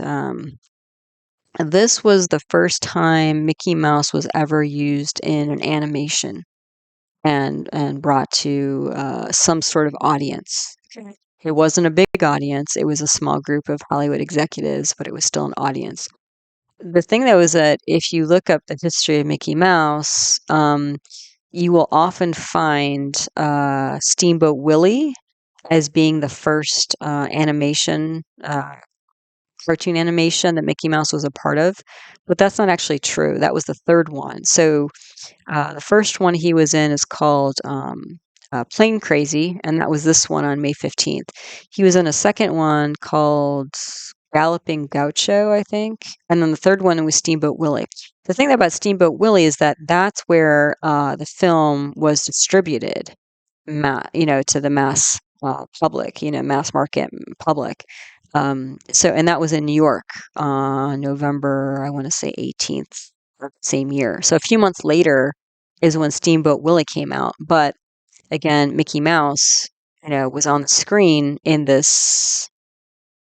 I think this film. It was a silent. This one was silent. The Steamboat Willie was also innovative because they had, I want to say, synchronized sound, which was new technology. But this short film, Plane Crazy, um, was only a few minutes and it was silent. But actually, Mickey Mouse, and his girlfriend Minnie Mouse were both characters in this short or small group screening on May 15th in Los Angeles. So since we don't have an exact birth time, I don't know what the Lagna Nakshatra is. The moon nakshatra, though, is probably Uttara Bhadrapada because the moon was in Uttara Bhadrapada from 1:06 in the morning till 23:17 p.m. Um, so pretty much the moon was in Uttara Bhadrapada all of May 15th. And I'm guessing it's probably unlikely that the film screening was done the first or last hour of that day if you were trying to gather a bunch of Hollywood executives together to, even if it was a handful of them. So I think the moon nakshatra and Uttara Bhadrapada is legit. There's always a little bit of a question mark, right? The day lord was Mars. The hora lord, we don't know because we don't know what time the screening happened. The birth dasha was probably Saturn because it would have been a Saturn Mahadasha if the timing of the screening was between 1:06 a.m. and 23:17 p.m. And then the current dasha that Mickey is in is Jupiter. So, okay. So let's take a look at his chart. So again, this is a Chandra Lagna for Mickey Mouse, which is Pisces rising or Meena in Sanskrit. It's a dual water sign, so Dusvabhava Jala. So again, it's another dual sign. Yeah, we get all three of the charts today were dual signs. So that concept should be pretty firm. Now it's about going back and forth. So with Pope Francis, it was about going back and forth about ideas. For Walt Disney, it was about going back and forth about practicalities. And for Mickey, it was about going back and forth about emotions.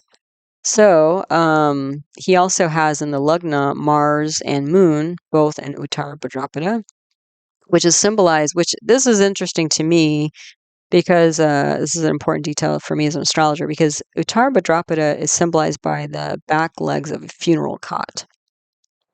So Mickey's on fire, but sort of transcending the world, which I guess he did. He has. I mean, he's sort of transcended time and space, hasn't he? He's infiltrated most of our lives.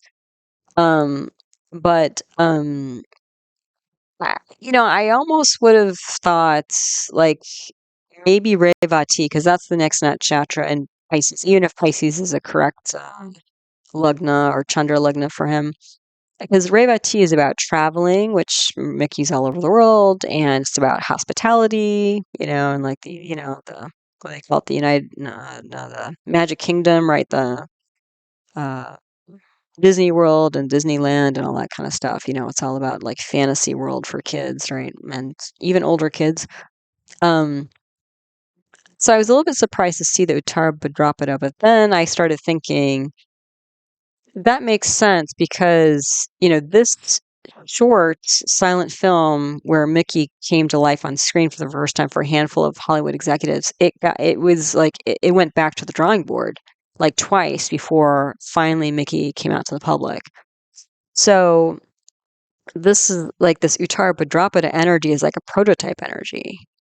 Like it was the Mickey before the Mickey, but still we'll see in his chart that this is a pretty good chart for Mickey Mouse anyway. Yeah, and so it was kind of like I think with the Uttara Bhadrapada you can also get this energy of like almost like a rebirth. Because again, when you're, this back legs of a funeral pyre, especially if we're talking about Indian culture, is all about cremation. So the cremation process is about releasing the soul or the spirit from the body so that it can either transcend or reincarnate, that sort of thing. So this is sort of like one incarnation of Mickey, like the first one. And the first, because Mars is there, Mars is all about innovation. And Jupiter, the Lagnatia, the ruler of the ascendant and the whole chart, is in Ashwini nakshatra. And Ashwini is symbolized by the Kumara twins, who are the celestial healers, but the Ashwini is the first nakshatra, the first constellation. So it's all about being first and pioneering. So we have two indications here. The other thing is that, again, we have another parivartana between Jupiter and Mars. So again, we have all this like legal stuff going on with Mickey in this chart.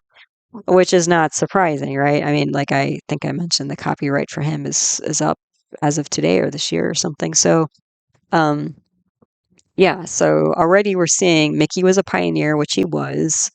Um, and this was again one of his incarnations because again, Walt Disney, we talked about him. He was like this obsessive, like detail oriented, like, methodical person. He was like just constantly coming up with new drafts for his characters. So Mickey was part of that process. So, okay, so with this Mars and Moon in the Lugna, and then we can also think of Jupiter there because Jupiter swaps with Mars in the Parivartana Yoga. Jupiter and Mars together, enthusiastic, emotional, well networked. Because with Jupiter and Mars, Jupiter and Moon together, you get a um, gajakesari yoga, which is a networking yoga. Mars is there, so pioneer. Jupiter is an Ashwini, pioneer. This Jupiter and Ashwini coming into the Lugna also brings this kind of rescue complex, which Mickey has, right? If you've seen any of his cartoons, he has that.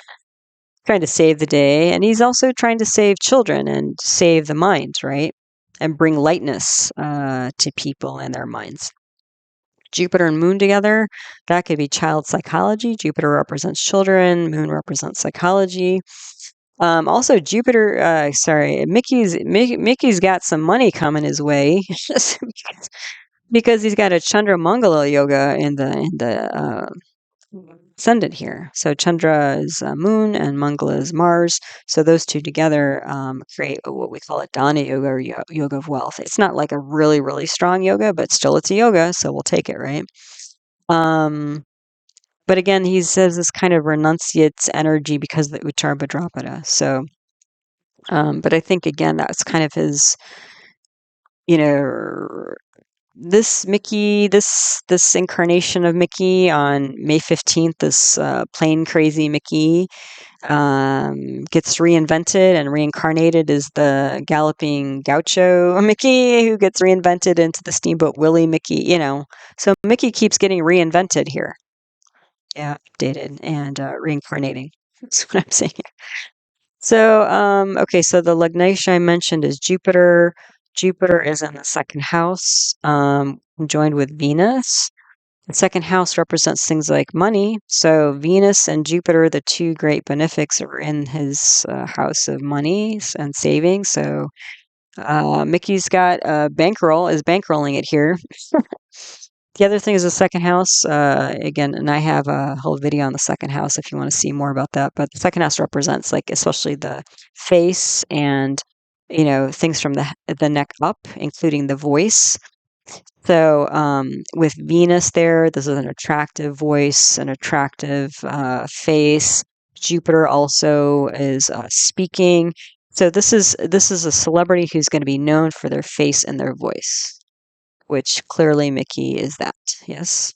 And then when we have the parivartana and we bring Mars in here, then we're going to Venus and Mars together. So between the Venus, Jupiter, and Mars in the second house, this is going to be a sweet talking, like a bank rolling, attractive face and voice that makes him famous, a sweet romantic talker who draws people in. He's an adventure hero and a heartthrob. So we're getting all that just from the first and second house. And Mickey's all these things, right? So, and then the third house, we have Sun and Krittika. So Krittika is symbolized by a sharp, instrument. And Sun is career. So Krittika, when I see Sun and Krittika together, I often think, like a writer. I also think typically like a can also be like a military person because Kartikeya, the symbol of the Krittika nakshatra, was the celestial head of the army. So there can be a lot of fighting energy, and Sun is it's a fire leadership planet. Yeah. And we have Mercury and Rahu here in Rohini. So this is also super important, I think, for Mickey's chart. Mercury, kind of like Walt Disney's chart, was in the third house. So Mercury is the planet symbolizing like the arm and the hand, and it's in the third house of written communication. And Rohini is a nakshatra that symbolizes the art, is representative of the arts, but Rohini was the most beautiful, most attractive wife of, I believe it was Jupiter. And so Rohini is considered to be the most, like if Pushya is the most nurturing, Rohini is the most attractive, mesmerizing nakshatra of the 27 nakshatras. And so Mercury there, so this is like speech, communication is attractive, drawing people in. And Rahu here is like imagination, drawing people in, and Rahu can represent film and TV. Again, basically all of this together is animation. So Mickey's job is to animate or be an animator or an animation character. That's what Mickey does. So Mickey is clearly a very expressive character here. Celebrity, right? He's got Venus and Mars and Jupiter, all this excitement, energy in his voice and his oral communication. And then he's got this like drive and ambition and like, again, drawing people in. So the oral communication's drawing people in, because Venus and Jupiter are both benefics here. His goodness, like his sweet speech and his romantic speech and all this kind of stuff, it draws people in. And then the written communication and animation, it's like there's he's mesmerizing people with his communication style, which is through cartoons and animations and stuff. So this is Mickey. With the Mercury there representing hands and arms. Again, this is like communication through things like painting and drawing, because again, that Krittika symbol of a sharp thing could be like a pen, like a sharp pen or pencil, that sort of thing. And with Rahu there, besides film and TV, it could be like unusual, imaginative, ambitious. So, Mickey also has a Kala Sarpa yoga. So Mickey's the ambitious little dude.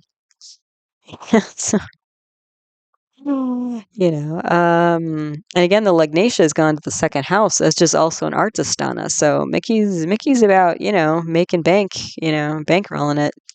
Almost can see like dollar signs in Mickey's eyes. It's kind of funny. And then skip a few here, but the fifth house, there's a Jupiter aspects here from the first house when you do the parivartana, and Jupiter's exalted in Cancer, so publishing is going to be a big deal. There's also a Mars aspects here from the second house when it's in parivartana, but Mars is debilitated here, so I could see that there's a lot of counsel and legal counsel that's sometimes great, sometimes not so great regarding publication and law. So copyright law. So Mickey's very skilled in copyright law. That's what I'm seeing here. And may at times get good advice, and may at other times get really poor advice regarding copyright. The seventh house, we've got Moon aspecting here. We have Mars aspecting here, Jupiter aspecting here. So, this innovative world media company, independent business entrepreneur, that's what I'm seeing here. The eighth house, we've got, what do we have? We have Jupiter, Venus, which is going to be Swa in Libra in the eighth house, and we have Mars. So Jupiter, Mars together, optimistic. Mars is innovative and like a generative, active thing. And Venus is Swa, so it's going to be a very popular social type of mindset here, but it's Libra. So Libra in Vedic astrology is about the marketplace. So it's about being optimistic about generating market popularity. So this is like the deep mindset of Mickey Mouse. And well done, Mickey. Yes, you win that game, I think. Then the ninth house here, we have Saturn and Ketu and Jesta. So this is a protective energy, and the ninth house again represents father, which basically the father of Mickey Mouse is Walt Disney. So he's, Walt Disney is very interested in protecting Mickey here, probably through all this copyright law stuff. And Saturn and Ketu are aspected by Mars, Mercury, Sun. So, Saturn is separatist, Ketu separatist, Mercury separatist planets. Saturn is leadership, and And K2 is like imagination, again, film. And, so basically what I was getting here is that father's very protective. So this is Walt Disney again, with a similar line of work, because he's got the sun and Krittika and Mercury and Rohini aspecting here. So father's also involved with art, drawing, film. But the father is much more distant, protective, but very powerful. Because again, when you get Mars here, Mars is going to be in its own sign. It's going to be Swa. That's going to bring power to dad, which clearly Walt Disney was. Yeah. But again, there's this separatist energy. And I don't think I mentioned when I went through Walt Disney's chart. Um, but he did actually have a nervous breakdown from all the stress, And again, as somebody who's a perfectionist, who's going through draft after draft. I mean, I can't even imagine the pressure, and then trying to sell it to these big Hollywood executives or whatever, his little cartoon mouse, But he managed. But yeah, at some point Walt Disney had a mental breakdown, and I think did a long trip through Cuba or South America with his wife just to recover from all the stress that he went through. But again, that would also indicate like the Saturn on his moon, right? All the skepticism and the doubt and the moodiness and all that kind of stuff. Maybe that's why he smoked and drank so much, is, they were just crutches to maintain himself or stress, because maybe he didn't know about yoga and meditation. So he used what was available to him, right? So, yeah, the other thing. Oh, and then I just stuck in there just to save room, is that the 10th Lord is this, really strong, massive Jupiter, especially when you get the parivartana. So his Mickey's job was to be himself, because the 10th Lord is his lugnatia. So and to do all this communicating and schmoozing and doting on people, and being a lovely character that he is, that is so beloved by many children and still adults around the world. I mean, I think like what was it that comes to mind? Like there's some luxury uh, handbag line that mostly women, I guess men as well, so adults primarily. Um, and they've got Mickey characters, Disney characters all over them. So he's loved by everybody. It's a pretty important part of a lot of people's childhood or growing up or something. And even if he wasn't, most people will know Mickey Mouse. If they know anybody, most people will know Mickey Mouse, even if they've just seen his face, on a T-shirt or something like that. Then the 11th house, we have the Saturn aspects into Capricorn here. So Saturn's going to be Swa, and the 11th house is clubs, groups, of societies, as well as income. So Mickey's looking for. So he's got Mars aspecting into his second house, and Venus and Jupiter in his second house. So he's making money there. He's got a Mars. He's got a Chandra Mangala yoga and the Lugnatia and the Lugna, and then he's got retrograde Saturn aspecting into his 11th house. So Mickey is bankrolling it on several fronts here. So this again, Saturn in the 11th house, long-term income and public support. So check, check, check. Well done, Mickey. What a great time to come into the world. You picked a good time, buddy. So, yep, that's him. Okay, so just to wrap things up with the long transit planets here. So Jupiter or Guru, Saturn or Shani, Rahu and Ketu. These are the slow-moving planets. So we don't have a ton going on, but there is something important, I think, going on towards the end of the month. So most of these I've already mentioned. So Saturn direct aspect on Venus, that was today. And again, Saturn is in Shatabisha, Venus is Anurata. So it's almost like this extreme polarity between somebody who's trying to build bridges and somebody who's, having difficulty. January 12th, Jupiter is a direct aspect on Mars. That's going to lift Mars up and kind of rescue Mars, because Jupiter's in Ashwini, the rescuing nakshatra, and Mars is kind of developing. So it's like this kind of cultivating energy to get Mars to grow up and survive the transformational process of being planted as a seed. 19th of January, Jupiter will have a direct aspect on Mercury. So it's going to be similar. The Jupiter is going to be on Ashwini, Mercury is going to be in Mula. So it's this like nurturing energy of trying to get the Mercury and the communication and the ideas to flourish and develop into a full-fledged plant, take root. And I mentioned on the 28th, Jupiter is going to have a direct aspect on Venus. So Venus is going to go through the process of the extra sprinkle of fairy dust on relationships at the end of the month. But in between, on January 23rd, this one kind of concerned me a little bit, this transit, because Saturn is going to be within about a degree of a direct aspect on Jupiter. So they're not in the same sign, but Saturn is already shining into the same house that Jupiter's in. But because Jupiter's coming out of retrogression and Jupiter's moving forward, Jupiter's is going to move forward. And when planets go in and out of retrogression, they kind of slow down a little bit. So Jupiter is moving slowly, almost as slowly as Saturn. And so they're going to be within about a degree of each other, just in different signs. But because Saturn is aspecting onto Jupiter, it's almost like Saturn has a direct aspect on Jupiter. And the thing is, this is lasting until February 19th. I mean, that's a good month, really, of this tension between Saturn, that's Swa, and Jupiter. Jupiter, I think, is going to hold up a bit because we do have the parivartana with, it has a parivartana with Mars. So Mars is going to be in there protecting Jupiter a bit.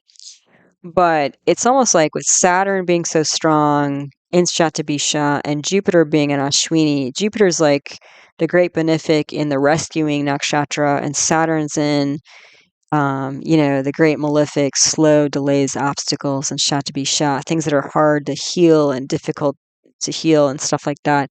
They're kind of going head to head through this dynamic. So it's like that's the image that came to my mind, was like the final scene in a movie or a cartoon.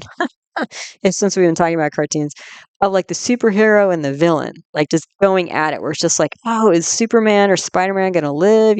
Boy, they've been crushed by this,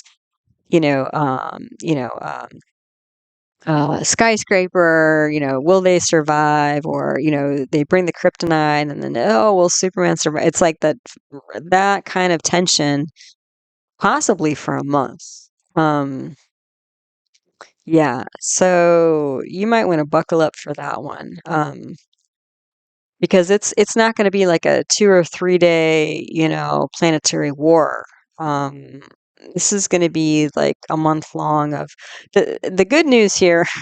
There is good news. The good news here is that once Jupiter, crosses this point, Jupiter is more and more going to get out of the grip of Saturn, the super strong Saturn that it's been under the spell of since almost a year now. Because Saturn, I think, changed signs.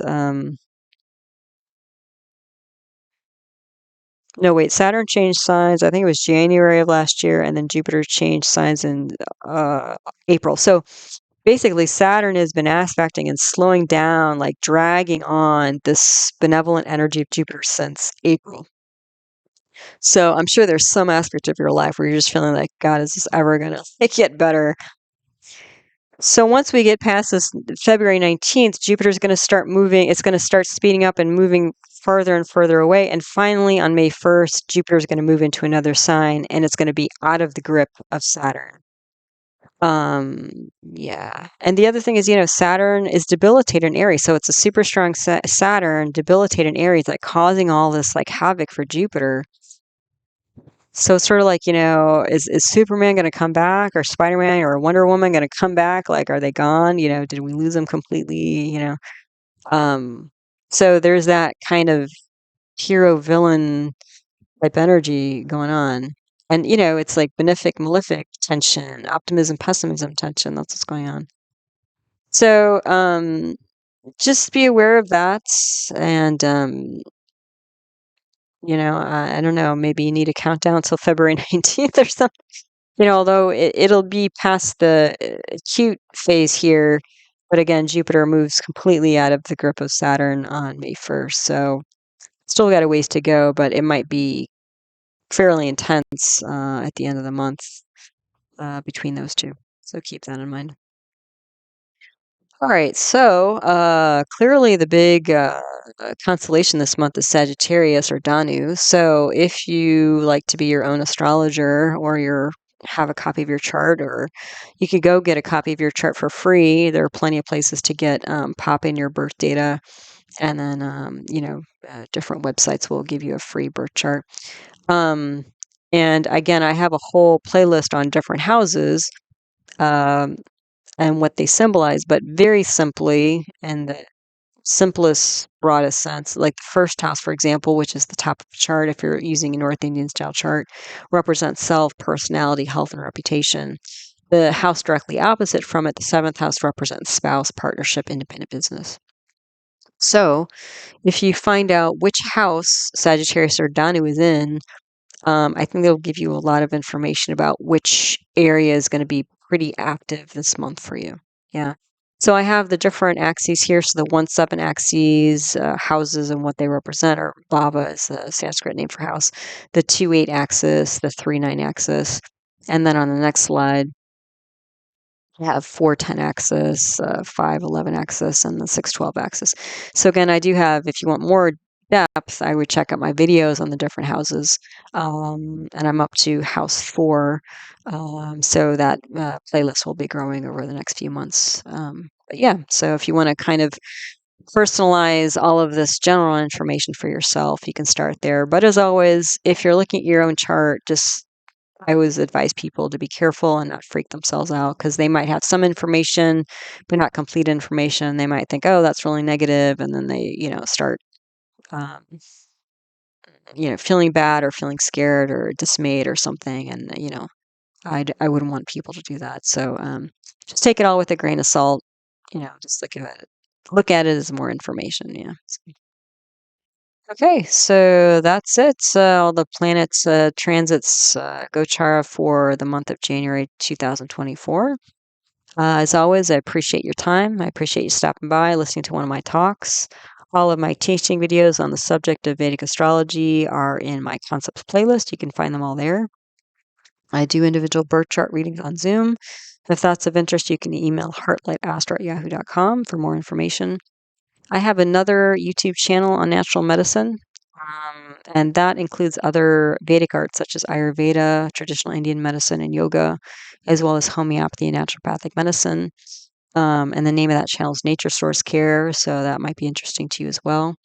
And again, I just want to thank you for all your support, watching videos, liking videos, posting really lovely comments, sharing videos, donations, inquiring about getting personal birth chart readings and stuff like that. It just uh, really motivates me, and in terms of the work that I do here and the work that I do on the channel. So thank you so much for all of that, and I wish you all the very best, all good things to you in the upcoming year. And I hope you found this talk useful, interesting, and helpful as you navigate the energy cycles of your own life. All right, you take care, and until the next one, namaste.